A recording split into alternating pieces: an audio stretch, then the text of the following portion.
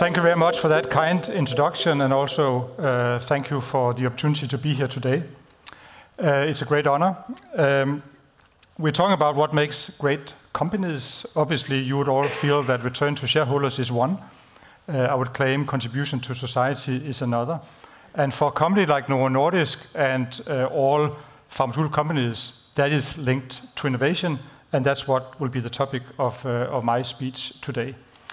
We typically look at companies at a snapshot and assess a company, but when it comes to innovation in our sector, these are actually journeys that takes 10, 20, 30 years. And as was mentioned, my speech will be built on the more than 30 years of experience I have from Novo Nordisk. I'll start by talking a bit to what are some of the choices you can make when it comes to innovation strategy, because strategy is about making choice, and you cannot be everything for everybody, so you need to make some choice to build deep strength. And then I'll give a few examples of how we have applied that in some real innovation programs. So starting first on the innovation strategy, for me that's linked to having a clear purpose, an opportunity to address some real unmet need in society. And then you have to figure out how do you address that purpose. And at Novo Nordisk, we are very keen on making some selective choice about some core capabilities where we develop distinct capabilities with the eye to be the best or among the, say, few best companies in the world within that narrow area. So if I unfold purpose first, the purpose of Novo Nordisk is to drive change to defeat serious chronic diseases. So there's a chronic disease part and there's a drive change part. If you look at healthcare systems today, they are typically designed for acute care. I typically say that the best way to enter the healthcare system is to arrive in an ambulance with a lot of lights around you, because then the whole system gets in effect in a very effective way right away. So that's how we designed healthcare. The reality today is that most burdens to the healthcare system come from chronic diseases, people living with diabetes, cardiovascular disease, obesity, etc. And these are complex diseases, multidisciplinary in terms of how they are treated, and the systems are not designed for that. So in most countries, the state of chronic disease is actually jeopardizing the longevity of healthcare systems, and that is the exact purpose that we are trying to address, to take the burden of the healthcare system and, of course, strengthen the health resilience for the individual citizens. The driving change we also take very seriously. Obviously, our largest contribution is the innovation we make, but we're also focused on preventing the diseases we serve. So how can we organize large cities in a way where we prevent type 2 diabetes, we prevent obesity, to create capacity in the healthcare system to actually pay for the products we come up with? And if the system is challenged in doing that today, prevention is as important as coming up with innovation.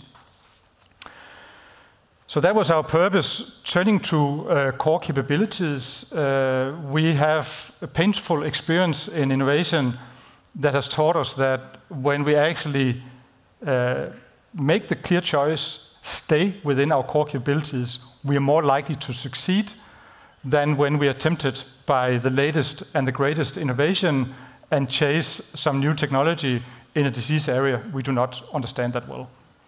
So over the years, we have focused a lot on working with the molecules in the areas we are in and building leading technologies to do that. So when it comes to protein engineering, taking an insulin molecule, taking a GLP-1 molecule, or another large biological molecule, being able to modify that to improve the pharmaceutical benefits of that, we are among the leading companies in doing that.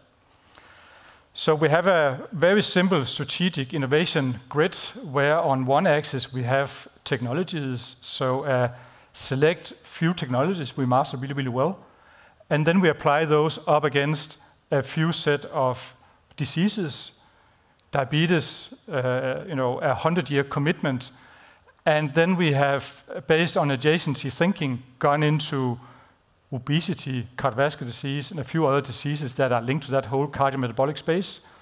And you can say the same in a few rare diseases where we also had unique capabilities. So a very tight strategic innovation map where we can build strength, and it actually also leads to synergies across our value chain, where those capabilities lend itself for synergy across that value chain.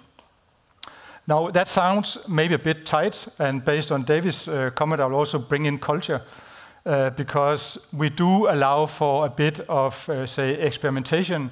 And I have to admit that while this grid is really good at guiding our researchers, behind most products, there's actually a very stubborn researcher that decided to break some of the rules on the way, to a bit go against what management thought was the right thing to do.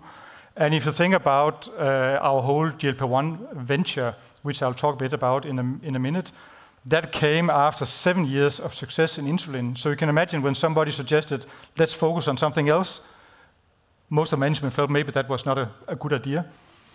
I would say, however, that it was driving against the same purpose, the same unmet need, and it was leveraging the same set of core capabilities. So it was actually on strategy, I have to say. So leaving a bit innovation strategy and then going through some of the examples, I already started on GLP-1, glucagon-like peptide 1. This is the molecule behind, say, the strong growth of Novo Nordisk right now. It's a natural hormone that all of us have in our body right now. It helps regulate your glucose level after lunch.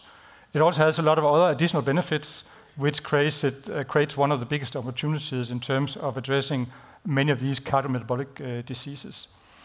The natural GLP-1 you have in your body, if you extracted that and want to use that as a medicine, it doesn't work because it only lasts for a very, very short time. So our bodies are designed to produce it all the time.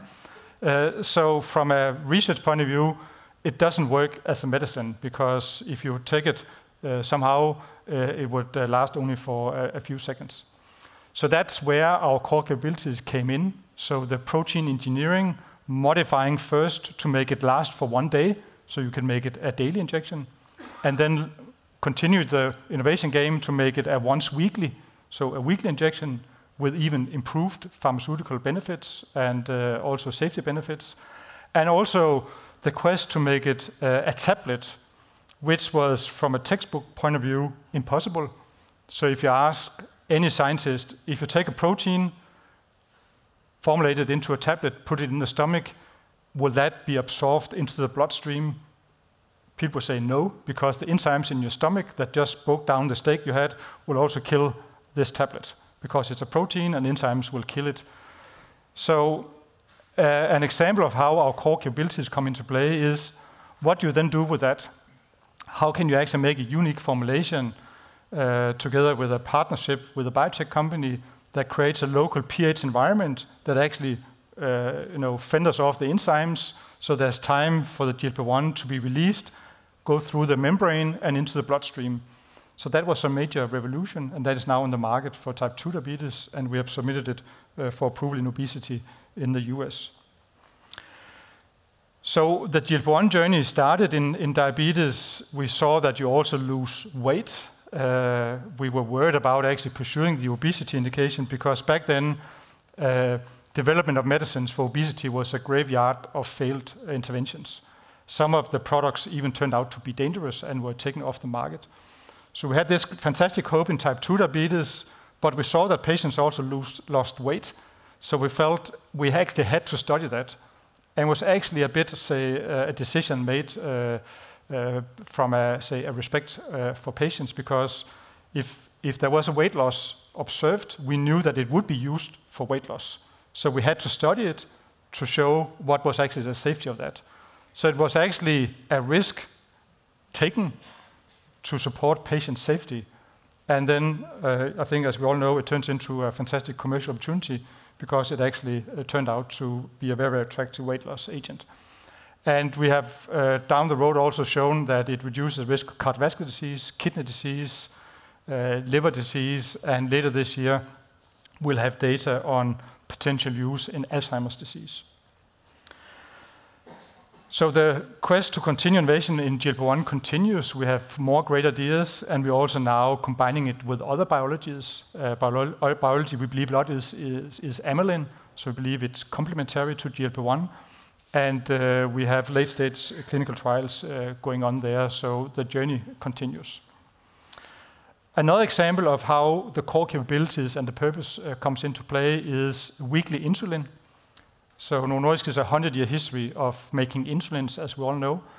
And when you live with type 1 diabetes or type 2 diabetes, you need to inject insulins on a regular basis because you no longer produce insulin or you no longer produce enough insulin.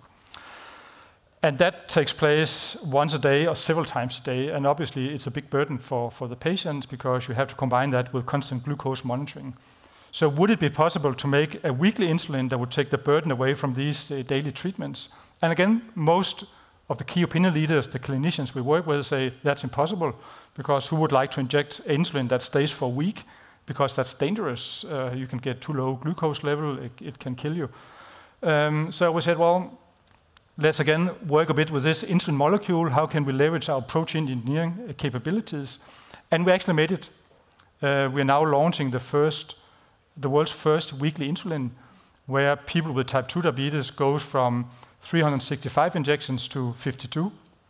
We proved that it regulates glucose level as well as daily injections, and even at a very attractive safety profile. So there are many of these impossibles that when you have a strong purpose in terms of serving a defined set of patients where there are unmet needs, and you have the deepest capability in the world in a narrow field, you can overcome conventional barriers. The next quest when it comes to insulin is actually developing a glucose-sensitive insulin.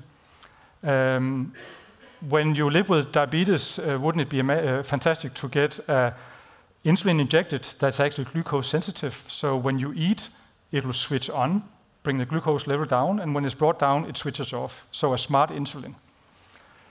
I have parents writing to me. I have a particular parent who already lost one child because of a very, very difficult to control type 1 diabetes. And he's really, really interested in our clinical development of this because he has another child with type 1 diabetes. So any buffering effect can be very, very important for these patients. We have proven that we can make the switch work, so it starts releasing insulin and it stops releasing insulin when the glucose level is high. It's still too short-lived to be a drug, but going back to the first example I gave with GLP-1, we solved that down the road. So I start blossoming when I talk about it because this is very emotional for these patients. So I hope I have made the point that innovation is essential for our industry.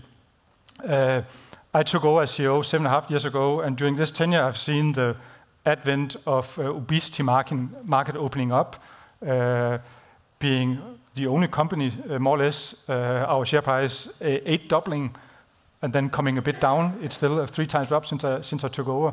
So clearly, there's a link between innovation and shareholder return. I hope I also made the point that by having guidance by a clear purpose, addressing unmet need for patients and society, and also having a deep focus on a set of core capabilities where you're distinct compared to others, you have a better likelihood of success than others.